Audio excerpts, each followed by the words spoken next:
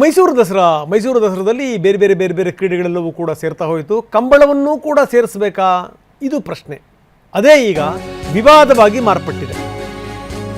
October 18 ಮತ್ತು 19ನೇ ತಾರೀಕು ಕಂಬಳ ಮಾಡಬೇಕಲ್ಲಿ. ಪುತ್ತೂರು ಶಾಸಕ ಅಶೋಕ್ ರೈ ಅಲ್ಲಿ ಭೇಟಿ ಕೊಟ್ಟಿದ್ದರು, ಮಾಹಿತಿ ಪಡೆದಿದ್ದರು. CM ಅಶೋಕ್ ರೈ ಅವರಿಗೆ ಜವಾಬ್ದಾರಿ ಕೊಟ್ಟಿದ್ದರು. 7 ರಿಂದ 8 ಕೋಟಿ ರೂಪಾಯಿ ವೆಚ್ಚ ಇದಕ್ಕೆ, 2 ದಿನದ ಕಂಬಳಕ್ಕೆ. 150ಕ್ಕೂ ಹೆಚ್ಚು ಜೋಡಿಗಳು, ಕೋಣಗಳು ಬರಬೇಕು. 30 ಎಕರೆ ಜಾಗದಲ್ಲಿ ಕಂಬಳ ಆಗಬೇಕು, ಈ ರೀತಿಯ ಪ್ಲಾನ್ ಇತ್ತು.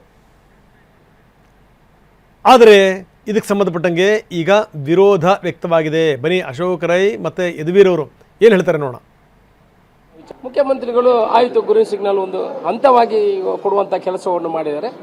ಮುಂದೆ ಹೋಗಿ ಅನ್ನೋ ವಿಚಾರವನ್ನು ಹೇಳಿದ್ದಾರೆ. ಅದಕ್ಕೆ ತಯಾರಿಗಳು ಏನು ಬೇಕು ಅದನ್ನು ಮಾಡಬೇಕು ಅನ್ನೋ ವಿಚಾರವನ್ನು ಆಯಿತು ಮುಂದೆ ಹೋಗಿ ಅಂತ ಹೇಳಿದ್ದಾರೆ. ಇನ್ನೊಂದು ದಿವಸದಲ್ಲಿ ಇನ್ನಷ್ಟು ಚರ್ಚೆಗಳನ್ನು ಮಾಡಿ ಅದರ ವಿವರವಾಗಿ ಹೇಗೆ ಮಾಡಬೇಕು ಅನ್ನೋ ಯಾವ ರೀತಿಯಲ್ಲಿ ಮಾಡಬೇಕು ಅನ್ನೋ ವಿಚಾರವನ್ನು ತಿಳಿಸ್ತೇನೆ ಅಂತ ಹೇಳಿ. ತಯಾರಿಗೆ ಎಷ್ಟು ತಿಂಗಳು ಸಮಯ ಆ ಥರದ್ದು ಏನಾದ್ರು ಬೇಕು? ನಮಗೆ 2 ತಿಂಗಳು ಮಿನಿಮಮ್ 2 ತಿಂಗಳು ಬೇಕಾಗ್ತದೆ. ನಾವು ಈಗಲೇ ಶುರು ಮಾಡಬೇಕಾಗ್ತದೆ. ಮುಂದೆ 17 ತಾರೀಕು ಮೊದಲು ನಾವು ಕರೆ ಏನು ಇದಿದೆ ಶಿಲಾನ್ಯಾಸ ಅದನ್ನು ಮಾಡಬೇಕಾಗ್ತದೆ. ಅದನ್ನು ಮಾಡುವಂಥ ಕೆಲಸವನ್ನು ಮಾಡ್ತೀವಿ. ರಾಜ್ಯ ಸರ್ಕಾರ ಇವಾಗ ಕಂಬಳನೂ ಕೂಡ ಕಾರ್ಯಕ್ರಮ ಮಾಡ್ತಾರೆ ಅಂತ ಹೇಳಿದ್ದಾರೆ ದಸರಾ ಸಮಯದಲ್ಲಿ. ನಾವೇನು ಅದಕ್ಕೆ ಆಕ್ಷೇಪ ಅಂತಲ್ಲ, ಇದು ಕರಾವಳಿಗೆ ಸೇರಿರುವಂಥದ್ದು ಒಂದು ಒಳ್ಳೆಯ ಸಂಸ್ಕೃತಿ. ಹೌದು, ಕನ್ನಡಿಗರ ಸಂಸ್ಕೃತಿನೂ ಕೂಡ, ಬಟ್ ಕರಾವಳಿಗೆ ಸೇರಿರ್ತಕ್ಕಂಥದ್ದು, ಆ ಮಣ್ಣಿಗೆ ಆ ಭೂಮಿಗೆ ಸೇರಿರುವಂಥದ್ದು, ಅವರು ಎಲ್ಲ ಒಂದು ಧಾರ್ಮಿಕ ಹಿನ್ನೆಲೆ ಇರ್ತಕ್ಕಂಥ ಒಂದು ಸಂಸ್ಕೃತಿ, ಅದು ಒಂದು ಪಾರಂಪರೆ, ಅದು ಒಂದು ಕ್ರೀಡೆನೂ ಕೂಡ. ಆದರೆ ಅಲ್ಲಿ ಎಲ್ಲ ಪೂಜಾ ಪುನಸ್ಕಾರಗಳು ಮಾಡಿ ಅವರು ಆ ಕಂಬಳವನ್ನು ನಡೆಸುವಂಥದ್ದು ಆ ಕರಾವಳಿ ಸಂಸ್ಕೃತಿಗೆ ಸೇರಿರುವಂಥದ್ದು. ಇವರು ಬರೀ ಒಂದು ಪ್ರದರ್ಶನ ದೃಷ್ಟಿಯಲ್ಲಿ, ಒಂದು ಶೋ ಮಾಡೋ ದೃಷ್ಟಿಯಲ್ಲಿ, ಬರೀ ಜನರ ಒಂದು ಎಂಟರ್ಟೈನ್ಮೆಂಟ್ಗೋಸ್ಕರ ಮೈಸೂರಲ್ಲಿ ಮಾಡಬೇಕಾಗಿರ್ತಕ್ಕಂಥ ಉದ್ದೇಶ ಇಟ್ಕೊಂಡು ಮಾಡ್ತಾಯಿದ್ದಾರೆ. ಈ ಧಾರ್ಮಿಕ ಹಿನ್ನೆಲೆಯನ್ನು ಅರ್ಥ ಮಾಡಿಕೊಂಡು ಏನು ಜನರ ಭಾವನೆ ಇದೆ, ಅದಕ್ಕೆ ಏನು ಸಂಬಂಧ ಇದೆ, ಏನು ಆಚರಣೆ ಮಾಡ್ತೀವಿ ಅಂತ ಒಂದು ಯೋಚನೆ ಮಾಡಿ ಇಂಥ ಒಂದು ನಿರ್ಣಯಕ್ಕೆ ಬರಬೇಕಾಗಿರುವಂಥದ್ದು ನಮ್ಮ ಆಗ್ರಹ. ಈ ಥರ ಅನಿರೀಕ್ಷಿತವಾದಂಥ ಒಂದು ಕೆಲಸಗಳು ಮಾಡೋದು ಬೇಕಾಗಿಲ್ಲ ಅಂತ ನಾವು ಹೇಳಿದ್ವಿ. ದಸರಾಲಿ ಆಗಲೇ ಎಷ್ಟೋ ಸಮಸ್ಯೆಗಳಿದೆ. ಯುವ ದಸರಾ ಇರ್ಬೋದು, ಕೊನೆ ದಿನ ವಿಜಯದಶಮಿ ಮೆರವಣಿಗೆ ಇರ್ಬೋದು, ಒಂದು ಆಹಾರ ಮೇಳ ಇರ್ಬೋದು, ಬೇರೆ ಬೇರೆ ಚಟುವಟಿಕೆಗಳು ಏನೇನು ನಡೀತವೆ ಎಲ್ಲನೂ ಕೂಡ ಸರಿಯಾದ ರೀತಿಯಲ್ಲಿ ಅವ್ರು ಸಂಘಟನೆ ಮಾಡ್ತಾಯಿಲ್ಲ. ನಮ್ಮ ಪ್ರತಿ ವರ್ಷವೂ ಕೂಡ ಈ ಟಿಕೆಟ್ ಸಮಸ್ಯೆ ಬರುತ್ತೆ. ನಮ್ಮ ಆಫೀಸ್ ಬಂದು ಕೇಳ್ತಾರೆ, ಬೇರೆಯವ್ರ ಆಫೀಸ್ಗೆ ಹೋಗ್ತಾರೆ, ನಮ್ಮ ಟಿಕೆಟ್ ಕೊಡ್ತಾಯಿಲ್ಲ, ಅವ್ರು ಕೊಡ್ತಾಯಿಲ್ಲ. ಈ ಎಲ್ಲ ಸಮಸ್ಯೆಗಳನ್ನು ಬಗೆಹರಿಸೋದು ಬಿಟ್ಟು ಇವತ್ತು ಇವರು ಬೇರೆ ಬೇರೆ ಕಾರ್ಯಕ್ರಮಗಳು ಸೇರಿಸ್ತೀವಿ, ಏನೇನೋ ಮಾಡ್ತೀವಿ ಅಂತ ಹೊರಟಿದ್ದಾರೆ. ಫಸ್ಟು ಅವರು ಪ್ರಥಮವಾಗಿ ಏನು ಸಮಸ್ಯೆಗಳಿದೆ ಅದನ್ನ ಬಗೆಹರಿಸಲಿ, ಒಳ್ಳೆಯ ಒಂದು ಸಂಘಟಿತ ರೀತಿಯಲ್ಲಿ ದಸರಾವನ್ನು ನಡೆಸಲಿ, ಎಲ್ಲರಿಗೂ ಸಮಾಧಾನ ಆಗೋಂಗೆ ಕೆಲಸವನ್ನು ಮಾಡಲಿ, ಆಮೇಲೆ ನೋಡೋಣ ಇದೆಯಲ್ಲ. ಸೊ ಇದು ಸಂಗತಿ. ಯಾಕೆ ನೀವಿಲ್ಲಿ ಮಾಡ್ತೀರಿ? ನೀವು ಶೋಗೋಸ್ಕರ ಮಾಡಬೇಡಿ. ಆ ಸಂಸ್ಕೃತಿಯ, ಸಭ್ಯತೆಯ, ಪರಂಪರೆ ಅದನ್ನು ಅರ್ಥ ಮಾಡ್ಕೊಂಡು ಮಾಡೋಂಗಿದ್ರೆ ಮಾಡಿ. ಇದು ಬನ್ನಿ ಪ್ರತಾಪ್ ಸಿಂಹ ಏನು ಹೇಳ್ತಾರೆ ನೋಡೋಣ. ಸೇರಿಸ್ಬೇಕು. ಮೈಸೂರಲ್ಲಿ ಸಾಕಷ್ಟು ವಿವಿಧತೆ ಮೈಸೂರು ದಸರಾಕ್ಕಿದೆ. ಹಾಗಾಗಿ ಮೈಸೂರು ದಸರಾಕ್ಕೆ ಇನ್ನೆಲ್ಲಿಂದಲೋ ಏನೋ ತಂದು ಅದಕ್ಕೆ ಸೇರಿಸಬೇಕಾದ ಅಗತ್ಯತೆ ಇಲ್ಲ ಅಂತ ನಮ್ಮ ಸಂಸದರು ಕೂಡ ಒಂದು ನಿಲುವನ್ನು ತಳೆದಿದ್ದಾರೆ. ಆ ನಿಲುವಿಗೆ ನಾವು ಕೂಡ ಬದ್ಧರಾಗಿದ್ದೀವಿ. ಮೈಸೂರಲ್ಲಿ ಸಾಕಷ್ಟು. ಬನ್ನಿ ನಮ್ಮ ಪ್ರತಿನಿಧಿ ರಾಮ್ ಈಗ ನಮ್ಮೊಂದಿಗೆ ನೇರ ಸಂಪರ್ಕದಲ್ಲಿದ್ದಾರೆ. ರಾಮ್, ನೋಡ್ತಾ ಇದ್ದೀವಿ ಏನು ಅಂತಂದರೆ ಈಗ ದಸರಾದ ಮೂಲ ಸ್ವರೂಪ ಬದಲಾಗಿದೆ. ಬೇರೆ ಬೇರೆ ಕ್ರೀಡೆಗಳು ಕೂಡ ಬಂದಿವೆ. ಹಿಂದೆಲ್ಲ ಕುಸ್ತಿ ಅದೆಲ್ಲ ಭಾಳ ಫೇಮಸ್ ಇತ್ತು. ಈಗ ಕುಸ್ತಿ ನಿಧಾನಕ್ಕೆ ಅಲ್ಲಿ ಆಗುತ್ತೆ, ಬೇರೆ ವಿಚಾರ. ಈ ವಜ್ರಮುಷ್ಟಿ ಕಾಳಗ ಅದು ಇದು ಎಲ್ಲವೂ ಕೂಡ ನಿಧಾನಕ್ಕೆ ಅದು ಸ್ವಲ್ಪ ಮಸುಕಾಗ್ತಾ ಇದೆ. ಇಂಥ ಸಂದರ್ಭದಲ್ಲಿ ಬೇರೆ ಬೇರೆದು ಈಗ ನಾವು ದಸರಾ ಬಗ್ಗೆ ಮಾತಾಡ್ತೀವಿ. ಯಾರ್ಯಾರನ್ನೂ ಬೇರೆ ಬೇರೆ ರಾಜ್ಯದವ್ರನ್ನೆಲ್ಲ ಕರೆದು ಹಾಡಿಸಿ ಕುಣಿಸಿ ಅದನ್ನೆಂದರೆ ನಾವು ನೋಡಿದ್ವಾ?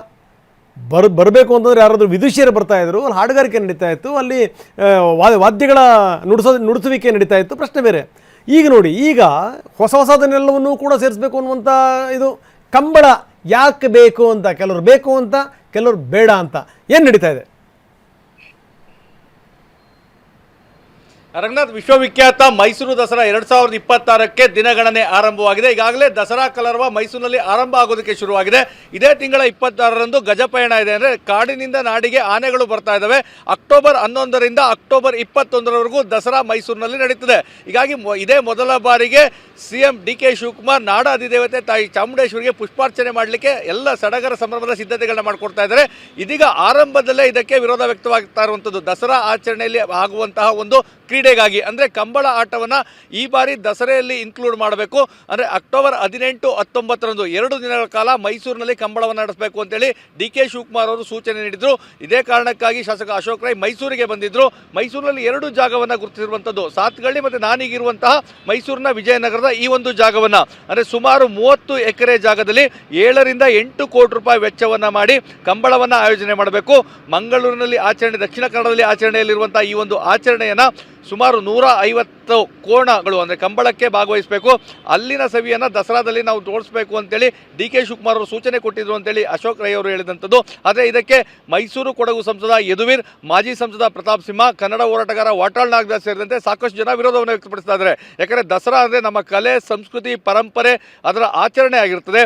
ಅದಕ್ಕೆ ನೀವು ಶೋ ಆಫ್ ಮಾಡುವಂಥ ಕೆಲಸವನ್ನು ಮಾಡಬೇಡಿ. ದಸರಾದಲ್ಲಿ ಏನೆಲ್ಲ ಆಚರಣೆಗಳಿದು ಅಷ್ಟಕ್ಕೆ ಮಾತ್ರ ಸೀಮಿತವಿರಲಿ.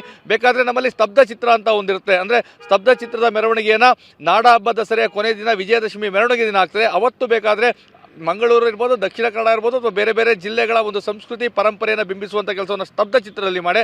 ಆದರೆ ಕಂಬಳ ಯಾವುದೇ ಕಾರಣಕ್ಕೂ ಇಲ್ಲಿ ಆಗೋದು ಬೇಡ ಅನ್ನೋ ಒಂದು ವಿರೋಧವನ್ನು ವ್ಯಕ್ತಪಡಿಸ್ತಾ ಇರುವಂಥದ್ದು. ಆದರೆ ರಾಜ್ಯ ಸರ್ಕಾರ ಈಗಾಗಲೇ ನಿರ್ಧಾರವನ್ನು ಮಾಡಿದೆ. ಯಾಕಂದರೆ ಈಗಾಗಲೇ ಸಾಕಷ್ಟು ಸಭೆಗಳು ಸಹ ಆಗಿದೆ. ಅಷ್ಟೇ ಅಲ್ಲ, ಕಂಬಳ ಉಪಸಮಿತಿ ಸಹ ಜಿಲ್ಲಾಡಳಿತ ನೇಮಕ ಮಾಡಿರುವಂಥದ್ದು. ಅಂದರೆ CO ನೇತೃತ್ವದಲ್ಲಿ ಕಂಬಳ ಉಪಸಮಿತಿ ಸಹ ಆಗಿದೆ. ಜಾಗವನ್ನು ಗುರುತಿಸುವಂಥ ಕೆಲಸ ಆಗಿದೆ. ಸರ್ಕಾರದಿಂದ ವಿಶೇಷ ಅನುದಾನವನ್ನು ಕೊಟ್ಟು 7 ರಿಂದ 8 ಕೋಟಿಯನ್ನು ಕೊಟ್ಟು ಈ ಕಂಬಳವನ್ನು ಈ ಬಾರಿ ನಾವು ಮಾಡೇ ತೀರ್ತೇವೆ ಅನ್ನೋ ಒಂದು ಮಾತನ್ನ ಹೇಳ್ತಾ ಇರುವಂಥದ್ದು. ಹೀಗಾಗಿ ರಂಗನಾಥ್, ದಸರಾದ ಸಂದರ್ಭಗಳಲ್ಲಿ ಸಾಮಾನ್ಯವಾಗಿ ಈ ರೀತಿಯಾದಂಥ ಆಡಳಿತ ಪಕ್ಷ ವಿರೋಧ ಪಕ್ಷದ ನಡುವೆ ಪರ ವಿರೋಧದ ಮಾತುಗಳು ಕೇಳಿ ಬರ್ತಾ ಇರ್ತದೆ. ಹೀಗಾಗಿ ಈ ಕಂಬಳದ ವಿಚಾರ ಮುಂದಿನ ದಿನಗಳಲ್ಲಿ ರಾಜಕೀಯ ವಿಚಾರವಾಗಿ ಬದಲಾದರೂ ಸಹ ಅಚ್ಚರಿ ಇಲ್ಲ. ತಾವು ಹೇಳಿದಂತೆ ಖಂಡಿತವಾಗಿಯೂ ದಸರಾದ ಮೂಲ ಸ್ವರೂಪ ಈಗ ಉಳ್ಕೊಂಡಿದೆಯಾ ಅನ್ನೋ ಒಂದು ಪ್ರಶ್ನೆ ಎಲ್ಲರನ್ನೂ ಸಹ ಕಾಡ್ತಾ ಇರ್ತದೆ. ಯಾಕಂದರೆ ಯುವ ದಸರಾ ಇರ್ಬೋದು ಅಥವಾ ಬೇರೆ ಬೇರೆ ಆಚರಣೆಗಳನ್ನು ಈಗಾಗಲೇ ಇನ್ಕ್ಲೂಡ್ ಮಾಡಿ ಆಗಲಾಗಿದೆ. ಹೀಗಾಗಿ ತಾವು ಹೇಳಿದಂತೆ ವಜ್ರಮುಷ್ಟಿ ಕಾಳಗ ಇರ್ಬೋದು, ನಮ್ಮ ನಾಡ ಪರಂಪರೆಯ ನಾಡ ಕುಸ್ತಿಗಳು, ಸೊ ಏನು ರಣಧೀರ ಕಂಠೀರವರಿಂದ ಇದು ಎಲ್ಲ ರೀತಿಯಾದಂಥ ಹೆಸರುವಾಸಿಯಾಗಿದ್ದಂಥ ಅವೆಲ್ಲೋ ಒಂದು ಕಡೆ ಈ ರೀತಿಯಾದಂಥ ಆಚರಣೆಗಳು ಬಂದಾಗ ಅವು ಮಂಕಾಗ್ತದೆ ಅಂತ. ಯಾಕಂದರೆ ತಮಗೆ ಒಂದು ಗೊತ್ತಿರ್ಬೋದು, ಪಂಜಿನ ಕವಾಯತ್ತು ಇಡೀ ವಿಶ್ವದ ಗಮನವನ್ನು ಸೆಳೆದಿತ್ತು. ಆದರೆ ಹೊಸದಾಗಿ ಇನ್ಕ್ಲೂಡ್ ಮಾಡಿದಂಥ ಲೇಸರ್ ಶೋ ಪ್ರದರ್ಶನದಿಂದಾಗಿ ಈಗ ಪಂಜಿನ ಕವಾಯತ್ತು ಮಂಕಾಗ್ತಾ ಇರುವಂಥದ್ದು. ಪಂಜಿನ ಕವಾಯತಿನ ಇತಿಹಾಸವನ್ನೇ ಮರುವಂಥ ಸ್ಥಿತಿಗೆ ನಾವು ತಲುಪಿದ್ದೇವೆ. ಯಾಕಂದರೆ ಪಂಜಿನ ಕವಾಯತ್ ಮಾಡ್ತಾ ಇದ್ದಂಥದ್ದು ರಾಜರು ಈ ಸೇನೆಯೊಡನೆ ಯುದ್ಧಕ್ಕೆ ಹೋಗಿ ವಾಪಸ್ ಬರುವಂತಹ ಸಂದರ್ಭಗಳಲ್ಲಿ ಅಲ್ಲಿ ಇದ್ದಂತಹ ಸೈನಿಕರಿಗೆ ಮನರಂಜನೆ ಸಿಗಲಿ ಅನ್ನೋ ಕಾರಣಕ್ಕಾಗಿ ಪಂಜಿನ ಕವಾಯತನ್ನು ಆಯೋಜಿಸಿದ್ರು.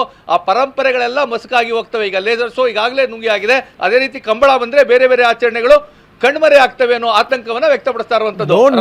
ನೋ ಡೌಟ್ ರಾಮ್, ನೀವು ಹೇಳಿದಂತ ಮಾತು ಸತ್ಯ. ಯಾಕಂದ್ರೆ ಹಿಂದೆಲ್ಲ ನೋಡಿದೀವಿ, ಯಾರ್ಯಾರನ್ನೋ ಕಲಾವಿದರನ್ನು ಕರೆಸಿ ಆ ಕಲಾವಿದರು ಅಲ್ಲೇನೇ ಸ್ಟೇಜ್ ಮೇಲೆ ಪ್ರಪೋಸ್ ಮಾಡಿ ಆ ಸಂಬಂಧ ಮತ್ತೊಂದು ದಿವಸ ಉಳಿಲಿಲ್ಲ, ಪ್ರಶ್ನೆ ಬೇರೆ. ಆದರೆ ಈ ಥರದ್ದು ಹುಚ್ಚಾಟಗಳು ಹೊಸ ಅದನ್ನು ತಂದು ಸುರುವಿದ್ರೆ ಹುಚ್ಚಾಟಗಳಿಗೊಂದು ವೇದಿಕೆ ಆಗುತ್ತೆ. ಸೊ ಇದು ಸಂಗತಿ, ಇದನ್ನು ಸಂಬಂಧಪಟ್ಟಂಥವ್ರು ಅರ್ಥ ಮಾಡ್ಕೋಬೇಕು. ನೋಡಿ, ಕಂಬಳಕ್ಕೆ ಒಂದು ದೊಡ್ಡ ಹಿನ್ನೆಲೆ ಇದೆ. ಕಂಬಳದ ಬಗ್ಗೆ ಇಡೀ ರಾಜ್ಯ ಅಲ್ಲ, ಇಡೀ ದೇಶಾದ್ಯಂತ ಒಂದು ಕುತೂಹಲ ಇದೆ ಕಂಬಳದ ಬಗ್ಗೆ. ಆಯಿತು, ಅದನ್ನು ನೀವು ಬೆಂಗಳೂರಿಗೂ ತಂದ್ರಿ, ಗುಡ್, ಒಳ್ಳೆ ಕೆಲಸ. ಈಗ ಮತ್ತೆ ಮೈಸೂರಿಗೂ ತಗೊಂಡು ಹೋಗಬೇಡಿ, ಬಿಡಿ. ಅವರವರು ತುಂಬ ಶ್ರದ್ಧೆಯಿಂದ, ನಾನು ಹೇಳ್ತೀನಿ, ಈ ನಿಜಕ್ಕೂ ಈ ಧರ್ಮ, ಸಂಸ್ಕೃತಿ, ಪರಂಪರೆ ಅನ್ನುವಂಥದ್ದು ಉಳಿದಿರೋದು ಆ ಕಡೆ ಭಾಗದಲ್ಲೇ, ದಕ್ಷಿಣ ಕನ್ನಡದ ಭಾಗದಲ್ಲಿ ತುಂಬ ಶ್ರದ್ಧೆಯಿಂದ ಮಾಡ್ತಾರೆ. ನೀವೊಂದು ಯಕ್ಷಗಾನ ಮಾಡಿದರೂ ಶ್ರದ್ಧೆನೇ, ಒಂದು ಕಂಬಳ ಮಾಡಿದ್ರೂ ಶ್ರದ್ಧೆನೇ. ಶ್ರದ್ಧೆಗೆ ಇನ್ನೊಂದು ಹೆಸರು ಪೂಜೆ, ಪುನಸ್ಕಾರ, ಧರ್ಮ, ಸಂಸ್ಕೃತಿ, ಪರಂಪರೆ ಎಲ್ಲ ವಿಚಾರಗಳಿಗೆ ಸಂಬಂಧಪಟ್ಟಂಗೆ. ಸುಮ್ಮನೆ ಏನೋ ತಗೊಂಬಂದು ನಾವು ಹಾಕ್ತೀವಿ ಅಂತ ಹೇಳ್ಬಿಟ್ಟು ಹಾಕೋದು ಬೇಡ.